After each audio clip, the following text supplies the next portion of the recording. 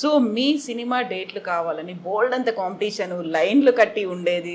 వాళ్ళు ఇచ్చిన దానికంటే మేము ఎక్కువ ఇస్తాము, మా సినిమాలో యాక్ట్ చేయండి. అయితే ఇప్పుడు మీకు అలాగ డిమాండ్ లేకపోయినప్పుడు మీరు ఎలా నో ఫీల్ అవుతున్నారనా? నో, అది అడగదలుచుకోలేదు నేను. ఎందుకంటే you are busy now and మీకు ఉన్న ఇమేజ్ అంతా పోయి సరికొత్త ఇమేజ్లో నేను అన్నాను అమ్మా అని అన్నాను కదా.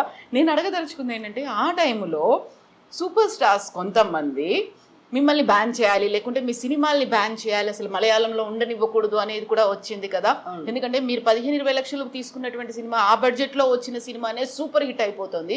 కొన్ని కోట్లు పెట్టి తీసిన సినిమానేమో అసలు కలెక్షన్స్ రావట్లేవు, థియేటర్లకు ఎవరు రావట్లేదు. Why Shakeela, why we need Shakeela అనే ఒక దాంట్లో కూడా ఇండస్ట్రీలో కొంతమంది సూపర్ స్టార్స్ ఒక అభిప్రాయానికి వచ్చారని విన్నాను కదా.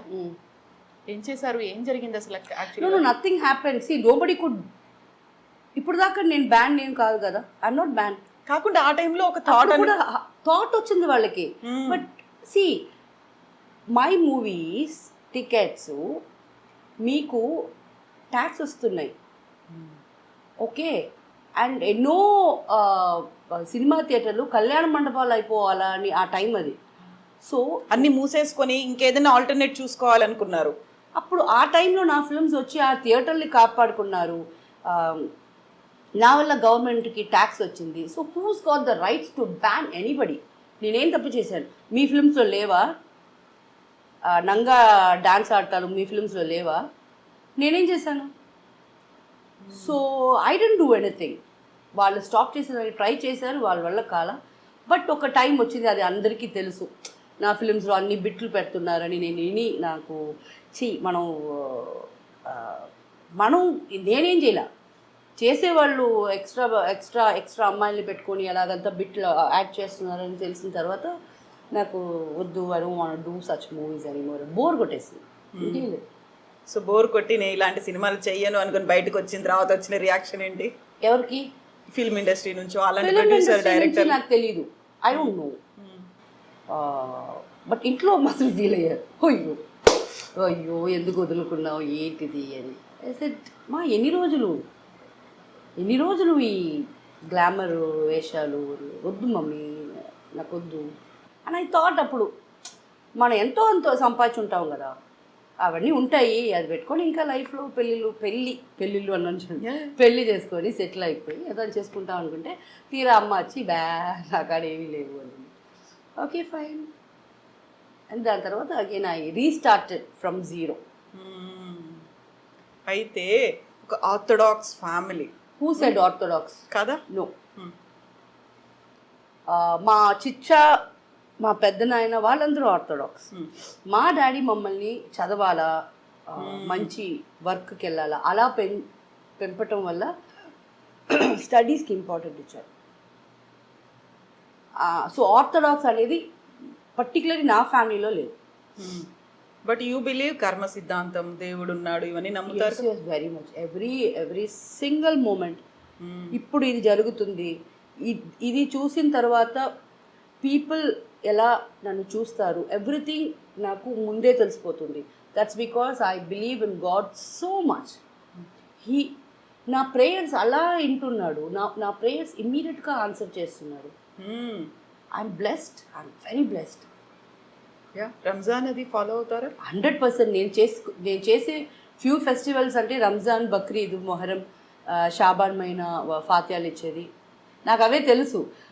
దీపావళి అంటే సెలబ్రేట్ చేయకూడదని కాదు, కొత్త డ్రెస్ వేసుకుంటా. నాకు పటాకాలు కాల్చడం అంటే భయం. బికాస్ భయం అనేది తప్పు కాదు. 4th స్టాండర్డ్ నేను చదివేటప్పుడు పటాకాలు తయారు చేసే ఊరు ఉంది కదా, శివకాశి. అక్కడ ఒక ఫైర్ యాక్సిడెంట్ అయ్యి చాలా పిల్లలు చనిపోయారు.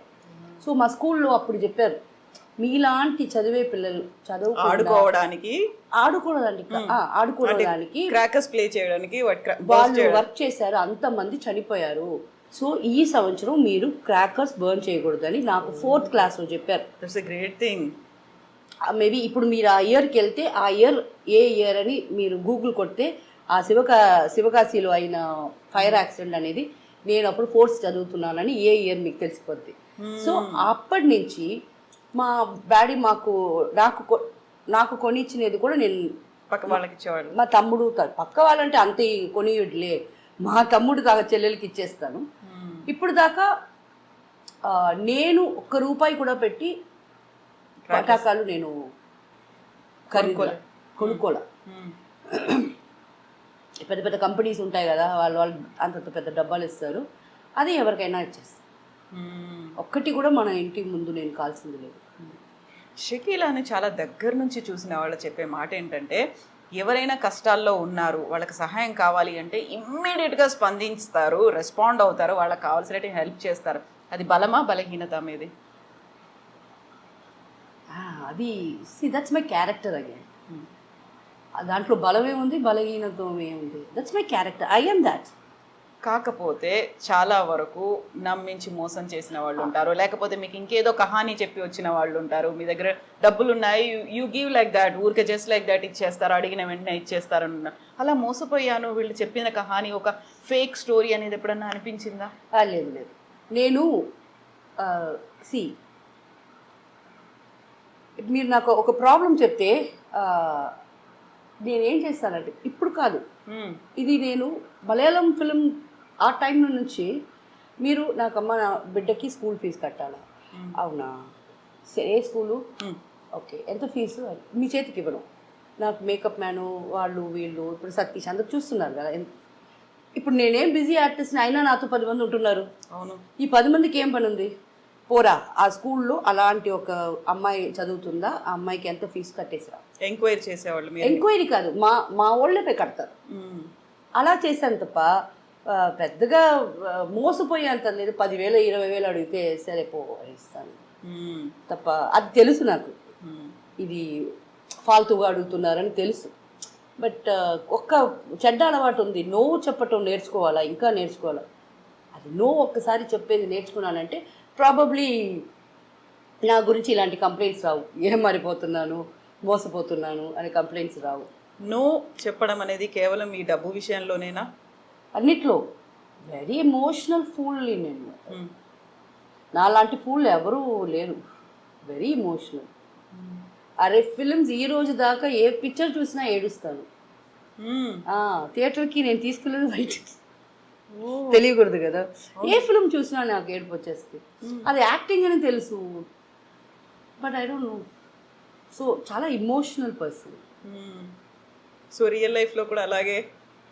ఏ ఇష్యూ అయినా సినిమా అని తెలుసు, రియల్ లైఫ్ అది సినిమా అని, దానికి ఏడుస్తున్నానంటే నిజం అంతే. బట్ ఇప్పుడు కొంచెం స్ట్రాంగ్ అయ్యాను. లైక్ బేబీ నా కళ్ళ నీళ్ళు అయిపోయాయి. No more tears for film అంటే ఫేక్, ఓకే, బట్ నా లైఫ్లో చాలా ఫేక్ పీపులే ఉన్నారు. వాళ్ళ కోసం ఏడిసి లేకపోతే ఇంకా ఏడవకూడదు అని నా టియర్స్ గ్లాండ్ ఉంది కదా, ఆ గ్లాండ్ కట్ అయిపోయింది అనుకుంటున్నా. So I don't know more cry for real life fake people.